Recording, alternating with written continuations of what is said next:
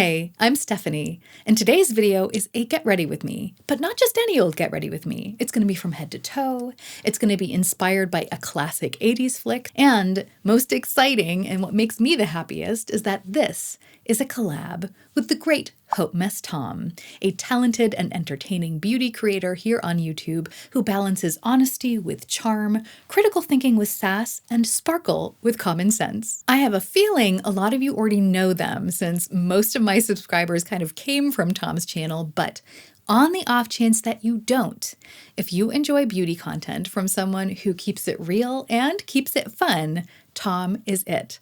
I'm going to link their channel and their version of this video in the show notes, so be sure to check them out. Tom and I were brainstorming, and we decided we wanted to do a full head-to-toe get ready with me, so makeup, clothing, fragrance, the whole shebang. And we wanted to get ready for a movie-inspired, grand fantasy event that we would both attend. So we chose, drumroll please, Detention with the Breakfast Club. Just in case you haven't seen that classic 80s movie, it's the story of 5 teenagers from different cliques who had nothing to do with each other in their everyday lives.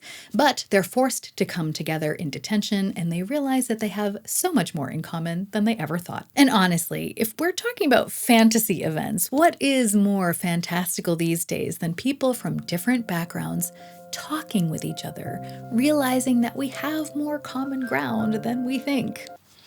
So let's get ready for this fantastic detention. All of my skincare has already been applied and soaked in, so I'm just going to go right in with primer. At the start of the movie, the characters are stuck in 5 stereotypical boxes. There was a nerd, an athlete, a princess, a misfit, and a troublemaker. And I'm going to try to integrate aspects of each of those boilerplate characters into my look today because, as the film ultimately shows, none of us ever truly fit in the boxes people put us in, or even the boxes we put ourselves in. Humans are just more complex than that. The primer I used in my T-zone was this PO effector from It's Skin, and I chose this one to represent the brain or the nerd character because this claims to be, and I quote, a clinical skin solution, whatever that means. But it sounds sciencey, and it claims that it reduces sebum production. So sebum reduced. And now I want to increase the radiance on the drier outer portions of my face with this. And this is a primer from Guerlain. And I chose this to represent the princess character, Claire, because it's called the Radiance Concentrate Primer with Pure Gold. Pure gold. It's gonna go on my face. It's a very special day. While the primer is soaking into my skin, I'm gonna get started with the eyes, and I'm going to prime the lids with this Urban Decay eyeshadow primer potion, which has been my tried and tested primer to date. And the eyeshadow palette I chose for today was this Melt Cosmetics Neutral Browns Petite Eyeshadow Stack. And I chose this because when I was in high school, I did not wear any makeup, like ever. So I thought that going neutral would be the best true to me way to prepare for detention. But because I'm letting myself be inspired by the styling in the movie, and also because nowadays I don't miss a chance to wear makeup, I'm going to use this to add some smokiness to the look. I'm going to start by setting the primer with the lightest color of the palette so that the darker colors will blend effortlessly to create a smoky look. I chose a palette from Melt Cosmetics for 2 reasons. 1, because I feel like the brand's image aims to appeal to the rebel and misfit in all of us. And 2, when I listen to reviews, it seems like you never know what you're gonna get when they come out with a new palette because their quality is so inconsistent. And I feel kind of like Bender as the rebel in the movie is very erratic like that. So say hello to our stand-in for Bender as we do an Allison-inspired eye look. Speaking of Allison, I feel kind of like I'm doing her makeover in reverse right now because, you know, now I'm wearing light colors and I'm relatively fresh-faced, which is how she looks after Claire gives her a makeover. And I feel like I'm moving backwards towards misfit territory, but I'm kind of happy about it. I'm using successively darker shades of the palette close to the lash line to create a very smoky look, but I'm keeping it to the outer third or outer half of my eye, making sure to blend it very well so that it almost looks like it's a shadow cast by my teen angst. And although Allison's character didn't have any real contouring of the eye, Claire's character had a bit, and that suits my eye shape better, so I'm going to add a bit of the mid-toned neutral shade to the lower part of my brow bone just to kind of set that back a little bit further into the face. Now I'm going to go in with this Double Wear Stay in Place eye pencil from Estee Lauder in the shade Coffee to make sure that my lash line is as dark as possible, because Allison has a very smoked out dark liner, and that's what I want to emulate. Then I'll use my Maybelline Tattoo Studio Gel Liner Pencil in the shade Bold Brown to tightline to give the illusion that my lashes are thicker than they are. I'm quickly taking care of my under eye circles using my Tarte CC Colored Clay Under Eye Corrector and Too Faced Born This Way Multi-Use Sculpting Concealer. Then I'll highlight my cheeks a bit with my Auric Glow Lust and contour a bit with my Kevyn Aucoin Cream Contour.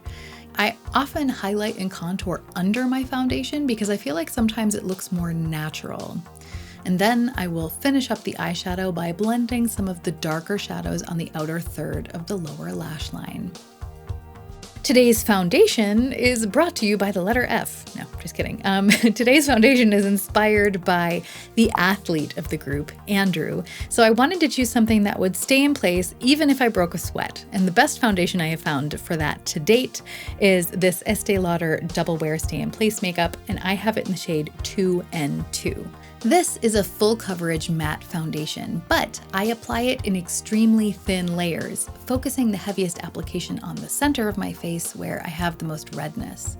Then, by the time I get to the edges of my face, there's such a thin layer that you can barely see it. Today's blush color is going to be inspired by Ally Sheedy's character Allison, because depending on the lighting in the scene, it looks like she has a very subtle flush of a cool peach on her cheeks. So to achieve that, I chose Glossier's Cloud Paint in the shade Dusk. So this is what I will be using, and to be honest, this is the first time I have ever done my makeup on camera like this. So I'm not exactly sure what it's gonna look like on screen with the lights and everything. So I'm gonna do my best to make Tom proud, because they are in fact a lover of blush and passionate blush applier. So I'm gonna do my best. Once the cloud paint is blended into the cheeks, I'm topping it with my Cover FX Monochromatic Blush Duo in Soft Peach.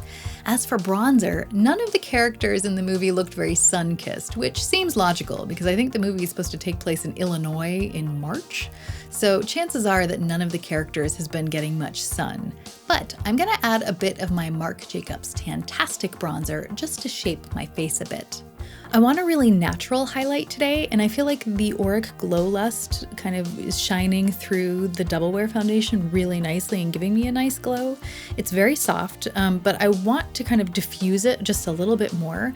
And so I'm taking the softest powder highlighter that I have to do that. And the softest one that I have is this Laura Geller Baked Highlighter in the shade French Vanilla. So I'm gonna just take it on this Sonia G Sculpt 2 brush, because this combination tends to give me like a particularly soft result. I'm just going to kind of pat that at the very top of my cheekbones. But I'm also going to use some on the inner corner of my eyes. I know that applying highlighter to the inner corner isn't as popular these days, but my eyes are relatively close set, and so adding a little bit of light there just opens them up a little bit. On to eyebrows. I want to look like I have cute caterpillars on my face, so I'm using my Undone Beauty Flawlush Brow Pen and Gel Duo in neutral brown to create them. And then I'm going in with my L'Oreal Voluminous Waterproof Mascara in the shade Black Brown. Last but not least, we're on to lips.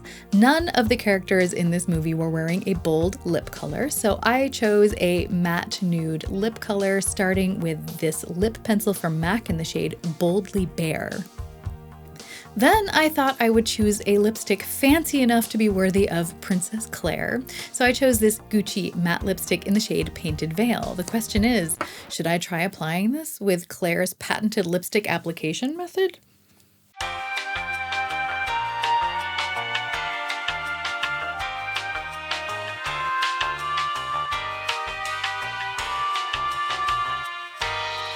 we're doing it the normal way. Okay, the makeup is done, so let's talk fragrance. 2 scents immediately came to mind when I was thinking about what I would wear to detention, and the first one was Replicas by the Fireplace. And the reason I thought this would be fitting is because it's one of those really popular scents that pretty much everyone seems to really enjoy. And so I feel like any one of the characters could wear and enjoy this. And if I wear it, maybe my crush will scooch over to get a little bit closer and get a sniff. So that's always a plus. I really enjoy the scent of this because it's just sweet like roasted marshmallows, but it's grounded with a little bit of patchouli and some burning wood. And those are all scents that I enjoy. So I thought about it, but I ultimately chose something else. And it's this, Sunflowers by Elizabeth Arden.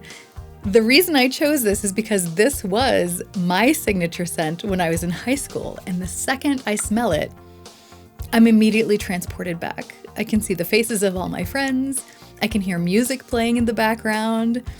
I can feel stress about not having my homework done on time. I feel like this really, it creates a sense of nostalgia for me. And so I just couldn't resist putting this one on. So this is what I will be wearing to detention today. Now that I'm suddenly having a flashback to first period physics class, it's time to do something about this hair.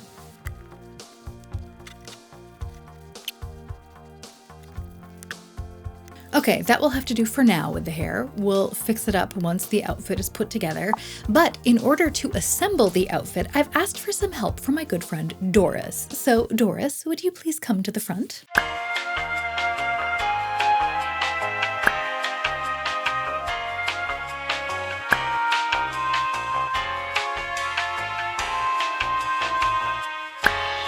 Let's start with the part of the getup inspired by the athlete.